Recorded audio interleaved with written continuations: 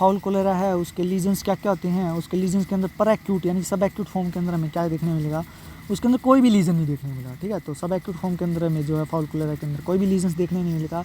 Exception क्या हो सकता है, कंजेशन, जितना भी कारकस है यानी कि जो भी बॉडी का जो भी मस्कुलर पार्ट है उसके अंदर हमें कंजेशन देखने को मिलेगी, ठीक है। तो जो डेड बॉडी है ना उसके अंदर हमें कंजेशन देखने को मिलेगी, किसके अंदर, सब एक्यूट केस के अंदर। सब एक्यूट केस के अंदर जो डेड बॉडी है जिसे हम कारकस कहते हैं उसके अंदर हमें कंजेशन देखने को मिलेगी। एक्यूट फेज की बात करें तो एक्यूट फेज के अंदर जो है पेटिशियल हीमोरेज देखने मिलेंगे या फिर इकाई मोटिक हीमोरेज देखने मिलेंगे। पेटिशियल हीमोरेज का मतलब होता है पिन पॉइंट हीमोरेज यानी कि छोटे छोटे धब्बे है दिखाई देंगे। इकाई मोटिक का है अगर वो धब्बे अगर उनका साइज जो है वो 1 से 2 mm तक का हो तो उस टाइप के हीमोरेज जो हैं हमें दिखाई देंगे, ठीक है। सीरस मेम्ब्रेन यानी कि सीरस मेम्ब्रेन जिसके अंदर से जो है कुछ ना कुछ सीक्रेट होता रहता है तो उन मेम्ब्रेन के ऊपर जो है हमें पेटिशियल हीमोरेज देखने को मिलेंगे या फिर इकाईमोटिक हीमोरेज देखने को मिलेंगे। हीमोरेज जो होते हैं वो थोरेसिक रीजन के अंदर देखने को मिलते हैं और एब्डोमिनल कैविटी के अंदर देखने मिलते हैं। और एब्डोमिनल फैट जो होता है जिसे हम एडिपोज टिश्यू कहते हैं उसके अंदर भी हीमोरेज देखने मिलेंगे। और फैट का कलर तो येलो कलर का होता है, वाइटिश कलर का होता है। एक तो वाइट फैट होता है, एक ब्राउन फैट होता है, ठीक है। तो ब्राउनिश कलर का वाइट फैट का उसके अंदर हमें खून के छोटे छोटे धब्बे है दिखाई देंगे, ठीक है। तो वो हो गया एब्डोमिनल फैट के अंदर हीमोरेज देखने को मिलेंगे। थोरेसिक एरिया के अंदर में हीमोरेज देखने मिलेंगे। थोरेसिक का मतलब जहाँ पर लंग होता है, हार्ट होता है, तो उस एरिया के अंदर हमें भी हीमोरेज देखने मिलेंगे। और जीआईटी वाला एरिया यानी कि एब्डोमिनल कैविटी के अंदर भी हमें हीमोरेज देखने को मिलेंगे। इंटेस्टाइनल म्यूकोजा के ऊपर हीमोरेज देखने को मिलेंगे, ठीक है। तो मायोकार्डियम के ऊपर हीमोरेज देखने को मिलेंगे यानी कि जो हार्ट की मसल्स हैं उसके ऊपर हीमोरेज देखने को मिलेंगे। प्रोवेंट्रिकुलस जो है उसके अंदर हमें हीमोरेज देखने को मिलेंगे यानी कि जो रियल स्टमक है, जो ट्रू स्टमक है बर्ड का, उसके अंदर हमें हीमोरेज देखने को मिलेंगे। लीवर और स्प्लीन की बात करें तो लीवर जो होगा वो स्वोलन हो जाएगा यानी कि उसके अंदर स्वेलिंग देखने मिलेगी, सूजन देखने मिलेगी। मल्टीपल स्मॉल नेक्रोटिक फोकाई देखने को मिलेंगे और कोएगुलेटिव नेक्रोसिस देखने को मिलेगा। तो ठीक है, लीवर के अंदर हमें क्या देखने में, स्वेलिंग देखने में, सूजन देखने मिलेगी और बहुत सारे छोटे छोटे नेक्रोटिक फोकाई यानी कि जो है डेड सेल्स के छोटे छोटे धब्बे दिखाई देंगे। और जो लीवर है उसके अंदर हमें कोएगुलेटिव नेक्रोसिस भी देखने को मिलेगा, ठीक है। तो नेक्रोसिस के टाइप थे कोएगुलेटिव नेक्रोसिस, लिक्विफैक्टिव नेक्रोसिस और केजिएटिव नेक्रोसिस, ठीक है। तो 3 टाइप के नेक्रोसिस है, कोएगुलेटिव नेक्रोसिस, केजिएटिव नेक्रोसिस और लिक्विफैक्टिव नेक्रोसिस, ठीक है। तो इस कंडीशन के अंदर हमें क्या देखने वाला, लीवर के अंदर कोएगुलेटिव नेक्रोसिस देखने मिलेगा, ठीक है। यानी कि जो है सेल का आर्किटेक्चर जो है वो बच्चे यानी कि जो कोएगुलेटिव नेक्रोसिस है इसके अंदर जो है सेल का आर्किटेक्चर तो बच जाएगा यानी कि सेल के जो मेम्ब्रेन है, आउटर मेम्ब्रेन है, सेल मेम्ब्रेन जिसे कहते हैं वो तो बच जाएगी, लेकिन जो अंदर के जो ऑर्गेनेल्स हैं या फिर जो सिस्टम है वो सारे के सारे खुद के एंजाइम के द्वारा ही डाइजेस्ट कर लिए जाएंगे, ठीक है। तो इस टाइप का नेक्रोसिस देखने मिलेगा लीवर के अंदर। और स्प्लीन के अंदर भी सेम कंडीशन देखने मिलेगी, स्वेलिंग देखने को मिलेगी, मल्टीपल स्मॉल नेक्रोटिक फोकाई देखने को मिलेंगे और कोएगुलेटिव नेक्रोसिस देखने को मिलेगा, ठीक है। स्वेलिंग यानी सूजन देखने को मिलेगी और छोटे छोटे बहुत सारे नेक्रोटिक यानी कि जो है डेड सेल्स के धब्बे से दिखाई देंगे, ठीक है। तो लंग्स के अंदर क्या देखने को मिलेगा, लंग्स के अंदर हीमोरेज देखने को मिलेगा। लंग्स के अंदर हमें हीमोरेजेस देखने को मिलेंगे। और जो टर्की बर्ड की बात करें तो टर्की के अंदर स्पेशली फिब्रिनस प्लूरल निमोनिया देखने को मिलेगा, प्लूरा निमोनिया देखने को मिलेगा, फिब्रिनस प्लूरा निमोनिया। तो अगर लंग्स की बात करें कॉमन बर्ड्स के अंदर हीमोरेज देखने को मिलेंगे, लेकिन टर्की की स्पेशली बात करें तो टर्की के अंदर फिब्रिनस प्लूरा निमोनिया देखने को मिलेगा, ठीक है। तो इसके बाद क्रोनिक फॉर्म, तो क्रोनिक फॉर्म के अंदर हमें क्या देखने मिलेगा, वेटल, जो बर्ड के वेटल हैं या फिर कॉम है वो एनलार्जमेंट देखने को मिलेगा यानी उनका साइज़ बढ़ जाएगा और उनके अंदर एडिमा देखने को मिलेगा।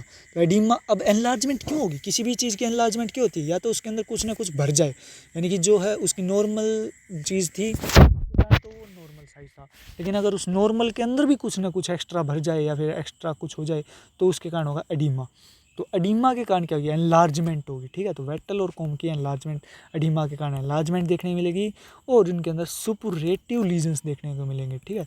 तो सुपुरेटिव लीजन्स तो सुपुरेटिव लीजन्स जो हमें कहाँ पर भी देखने को मिलेंगे, रेस्पिरेटरी ट्रैक्ट के अंदर भी देखने को मिलेंगे और कंजक्टाइवा के अंदर भी देखने को मिलेंगे, ठीक है।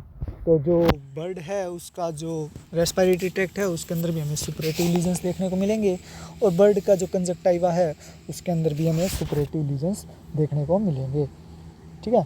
तो इसके बाद अर्थराइटिस। तो अर्थराइटिस बर्ड्स के अंदर जो है, अर्थराइटिस की कंडीशन सीरो फिब्रिनस और चीजी मटेरियल आर्टिकुलर कैविटी, जो बर्ड के जो बोन के अंदर आर्टिकुलर कैविटी है, जहाँ से जो बर्ड की जो बोन की मूवमेंट होती है, यानी कि एक बोन दूसरी बोन के साथ जब आर्टिकुलेट करती है, यानी कि उसका एरिया जहाँ पे वो एक दूसरे के साथ टच में होती हैं, जहाँ से वो आर्टिकुलेशन करती हैं, तो उस आर्टिकुलेशन कैविटी, तो उनके बीच में एक गैप होता है जिसे हम आर्टिकुलर कैविटी कहते हैं। तो उस आर्टिकुलर कैविटी के अंदर सीरो फिब्रिनस मटेरियल और चीज़ी मटेरियल मतलब कि चीज़ मतलब पनीर की तरह का जो मटेरियल दिखाई देता है, उस टाइप का मटेरियल जो है वो एक्यूमुलेट हो जाता है, तो उसके अंदर जो है वो भर जाता है, तो उसके कारण क्या हो जाता है, अर्थराइटिस हो जाता है। ठीक है, तो ऑडिटरी कैनाल और जो ऑडिटरी कैनाल होती है उनके बीच में, या फिर उसके अंदर भी हमें जो है चीज़ी मटेरियल देखने को मिलता है। ठीक है, तो इसके बाद डायग्नोसिस की बात करें तो क्लिनिकल साइन और लीजन्स के बेसिस पे इसको डायग्नोस किया जाता है। ठीक है, कि क्लिनिकल साइंस क्या क्या हैं, लीजन्स क्या क्या हैं, उसके बेसिस पे हम इस बीमारी को डायग्नोस करते हैं। और ब्लड जो अफेक्टेड बर्ड है उसके ब्लड और टिश्यू में से हम जो है इस ऑर्गेनिज्म को आइसोलेट करते हैं, यानी कि ब्लड और टिश्यू का सैंपल लेंगे और उसमें से जो है इस बर्ड को हम इस बैक्टीरिया को जो आइसोलेट करेंगे। और अब ये है पास्चुरेला मल्टोसिडा के कारण आया था। तो पास्चुरेला मल्टोसिडा एक बाइपोलर बैक्टीरिया होता है। तो जो अब बीमारी कौन सी, फाउल कोलेरा, इसका दूसरा नाम क्या था, एवियन पास्चुरेलोसिस। तो एवियन पास्चुरेलोसिस क्यों पड़ा, क्योंकि ये पास्चुरेला मल्टोसिडा के कारण होती है। तो पास्चुरेला मल्टोसिडा क्या होता है, एक बाइपोलर ऑर्गेनिज्म होता है जो कि बाइपोलर स्टेनिंग को फेवर करता है। ठीक है, तो बाइपोलर स्टेनिंग मैंने बताया था, एक बैक्टीरिया है, उसके एंड्स के ऊपर जो है हमें डार्क कलर स्टेनिंग देखने मिलेगी और बीच में जो है पेल स्टेनिंग देखने मिलेगी इन कंपेरेटिव टू इट्स एंड्स। तो ये इसलिए है बाइपोलर स्टेनिंग है।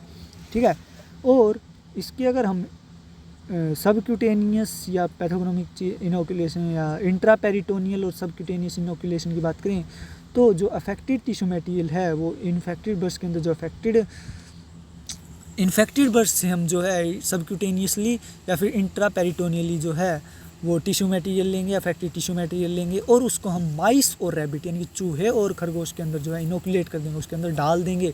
और अगर उन चूहों की जिसके अंदर हमने जो हमारे लैब एनिमल थे, यानी कि जो हमारा चूहा था या फिर जो हमारा खरगोश था जिसके अंदर की हमने वो अफेक्टेड टिश्यू मटेरियल डाला था, अगर उनकी डेथ 24 घंटे से लेकर 48 घंटे यानी कि 1 से 2 दिन के बीच में हो जाती है तो उनमें से हम जो है इस ऑर्गेनिज्म को आइसोलेट कर सकते हैं।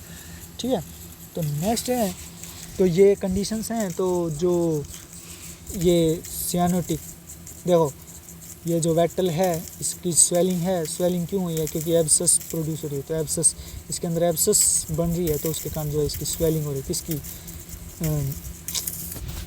कोम्ब की, नहीं वेटल की, हाँ वेटल के साथ साथ कोम्ब की भी थोड़ी ही एब्सस फॉर्मेशन के कारण जो है स्वेलिंग हो रही है। ठीक है, तो चिकन के अंदर जो है ये देखो वेटल के अंदर कितना ज़्यादा एब्सस बन गया, तो एब्सस के कारण जो है वेटल के अंदर लोकलाइज इन्फेक्शन हो गया है। ठीक है, तो ये छोटा सा जो काला रंग का या पेल कलर का जो दिखाई दे रहा है क्लोट की तरह का, तो यह लोकलाइज इन्फेक्शन किसके ऊपर, वेटल के ऊपर। किस कारण है, एब्सस के कारण, एक्सेस एब्सस के कारण जो है लोकलाइज इन्फेक्शन हो गया वेटल के अंदर।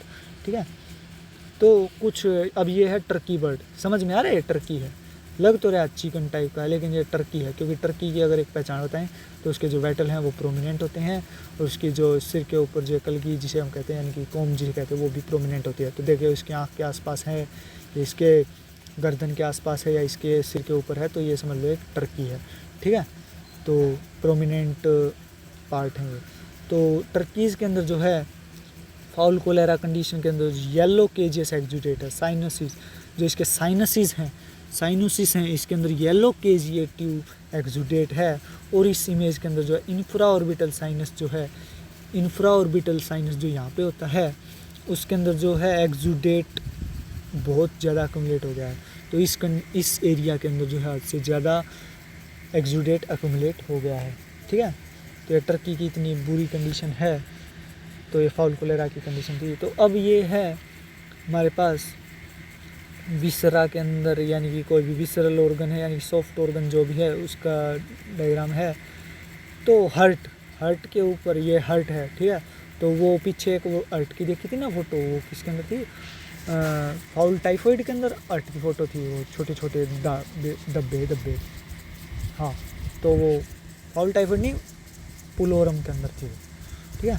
तो अब हमारे पास ये जो हर्ट है, अर्ट का एपेक्स कहाँ पे है, ये है एपेक्स वाला पार्ट। ये अब अर्ट नहीं समझ में आया, ये लग रहा है कोई मसल है, ठीक है, क्योंकि मसल का पार्ट है, फाइब्रिन है, फिब्रिन है, लेकिन ये एपेक्स है। हर्ट का ये जो है, ये वाला पार्ट जो है लेफ्ट साइड में जो है और पार्ट है, ये है एपेक्स, ठीक है। तो ये समझ लो हर्ट है। तो हर्ट के अंदर जो है हीमोरेज भी है, पैटिशियल हीमोरेज भी है, यानी कि जो छोटे छोटे देखिए छोटे छोटे पिन पॉइंट हीमोरेज हैं, ये जो है पैटिशियल हीमोरेज को इंडिकेट कर रहे हैं, ठीक है। तो और उसका सब एपिकार्डियल यानी कि एपिकार्डियम के नीचे एपिकार्डियल, सब एपिकार्डियल, एक ड्यूरामेटर होती है, एक पायोमेटर होती है, सब ड्यूरल स्पेस, यानी कि ड्यूरामेटर के नीचे का जो स्पेस होता है उसे हम सब ड्यूरल स्पेस कहते हैं, या फिर ड्यूरामेटर या पायोमेटर के बीच में जो स्पेस होता है उसे सब ड्यूरल स्पेस कहते हैं। तो सब एपिकार्डियल हीमोरेज है। सब एपिकार्डियल मतलब एपिकार्डियम के नीचे जो भी लेयर है उसके अंदर जो है हमें हीमोरेज देखने को मिल रहे हैं, ठीक है। तो जितना भी विसरा है, जितना भी विसरल ऑर्गन है, सॉफ्ट पार्ट है, उसके अंदर हमें हीमोरेज देखने को मिल रहे हैं, ठीक है। इकाइमोसिस की बात करें तो ये छोटे हैं बड़े, ये जो बड़े बड़े साइज के दिखाई दे रहे हैं, ये जो बहुत सारे क्वेलीज होने के बाद ये जो पिन पॉइंट हीमोरेज है उनके मिलने के कारण, उनकी यूनिटी के कारण, उनके यूनियन के कारण जो ये हीमोरेज बने, इन्हें इकाइमोसिस कहते हैं। इनका साइज 1 से लेकर 2 mm से बड़ा होता है। तो पैटिशिया, ये छोटे छोटे पिन पॉइंट हीमोरेज देखने को मिल रहे हैं। तो ये किसकी कंडीशन है, हार्ट की कंडीशन है, ठीक है। तो इसके अंदर हीमोरेज देखने को मिल रहा है, इकाइमोसिस देखने को मिल रहे हैं और सब एपिकार्डियल हीमोरेज देखने को मिलता है, ठीक है। हार्ट और कोरोनरी फैट के ऊपर, ये जो कोरोनरी फैट वाला रीजन है इसके ऊपर जो है हमें हीमोरेज देखने को मिल रहे हैं, ठीक है। तो ये है लीवर के ऊपर हमें क्या देखने को मिल रहा है, पोस्टमार्टम एग्जामिनेशन। जब हम डेड बर्ड का पोस्टमार्टम करते हैं, जब उसको खोल के देखते हैं तो उसका लीवर जो होता है वो स्वेलिंग होती है, यानी कि हेपेटोमेगाली देखने को मिलती है। और ये जो वाइट कलर के छोटे छोटे pin point necrotic foci, white necrotic foci हैं, ये देखने को मिलते हैं किसके अंदर, फाउल कोलेरा के अंदर, ठीक है। फाउल कोलेरा के अंदर ये जो है वाइट कलर के कोएगुलेटिव नेक्रोसिस का मतलब है कि जो हिपेटोसाइट हैं, इस एरिया की जो हिपेटोसाइट हैं उसके अंदर है, उन हिपेटोसाइट यानी कि जो है लीवर सेल, हिपेटोसाइट किसे कहते हैं, लीवर की सेल, खुद की सेल के अंदर। तो लीवर की जो खुद की सेल हैं, हिपेटोसाइट हैं, जो लीवर की खुद की सेल हैं जिन्हें हम हिपेटोसाइट कहते हैं, उनके अंदर जो है उनके खुद के एंजाइम जो है उनके ऑर्गेनेल्स को खा जाते हैं, ठीक है। तो उनकी जो है सेल वॉल ही बचती है, यानी सेल मेम्ब्रेन ही बचती है, सिर्फ सेल वॉल तो प्लांट के अंदर होती है, सेल मेम्ब्रेन ही बचती है, ठीक है। प्लाज्मा मेम्ब्रेन यानी कि सेल मेम्ब्रेन ही बचती है, जो उनकी आउटर कवरिंग होती है वो ही बचती है। बाकी सारा का सारा पार्ट जो है वो एंजाइम के कारण जो है डाइजेस्ट कर लिया जाता है, यानी कि बिल्कुल आर पार हो जाता है, ठीक है। यानी कि उसके अंदर सिर्फ फ्लूइड दिखाई देता है। तो कोएगुलेटिव नेक्रोसिस देखने को मिलता है, ठीक है। तो ये वाइट कलर के एरियाज़ हैं, ये foci, focal, white necrotic foci, ठीक है। तो इसके बाद है ये लिम्फ नोड है शायद से, नहीं लिम्फ नोड नहीं, ओवेरीज। तो ये हैन की ओवेरीज हैं, यानी कि जो मुर्गी है उसकी ओवेरीज के अंदर क्या होगा, इसके अंदर acute fowl cholera, acute phase, यानी कि अगर एक ड्यूरेशन की बात करें तो एक है 1 महीना, एक 2 महीना, एक 3 महीना। तो ये जो 1 महीना से लेकर 2 महीना यानी कि 1 से 1.5 महीने के बीच का जो टाइम है वो एक्यूट फेज के अंदर है, और 2.5 से लेकर जो 3 का है वो क्रोनिक का है, ठीक है। तो इस एक्यूट फेज वाले फेज के अंदर जो है इस एन की ओवेरी के अंदर जो है सीवियर हाइपरीमिया ये दिखाई दे रही है, खून सा जितना दिखाई दे रहा है, सीवियर हाइपरीमिया कंडीशन है। फॉलिकुलर मेम्ब्रेन यानी जो इनके फॉलिकल्स की मेम्ब्रेन है, इसके ऊपर जो वाइट कलर का जो है ये बिल्कुल अंगूर के जैसा स्ट्रक्चर दिखाई दे रहा है। और समझ लो अंगूर की जो सरफेस, आउटर सरफेस है उसके ऊपर जो है बिल्कुल एक ऐसा अंगूर समझो जिसको अगर हम पानी के अंदर डाल दें, एक अंगूर को जो है बिल्कुल पानी के अंदर डाल दें और वो पूरे पानी को जो है ओस्मोसिस की प्रोसेस के थ्रू अपने अंदर जो है एंट्री डाल दे, तो वो बिल्कुल ऐसा ही स्वेलिंग दिखाई देगी। तो उस अंगूर के ऊपर जो हमें छोटी से लकीर सी दिखाई देंगी, यानी कि जो अंगूर का फाइब्रस पार्ट है वो अंगूर की लकीर सी दिखाई देंगी। तो सेम टू सेम वैसी ये लकीरें दिखाई देंगी, हीमोरेज देखने को मिल रहा है, ठीक है। तो सीवियर हाइपरीमिया कंडीशन देखने को मिली है। उसकी ओवेरीज की जो फॉलिकुलर मेम्ब्रेन है, ओवेरीज की फॉलिकुलर मेम्ब्रेन है, इसके ऊपर ये सीवियर हाइपरीमिया, ये रेड कलर का जो है सीवियर हाइपरीमिया को इंडिकेट कर रहा है, ठीक है। तो इसके बाद डिजीज़ को बाय एस्चेरिया कोलाई, ये नेक्स्ट काम में करेंगे, ठीक है।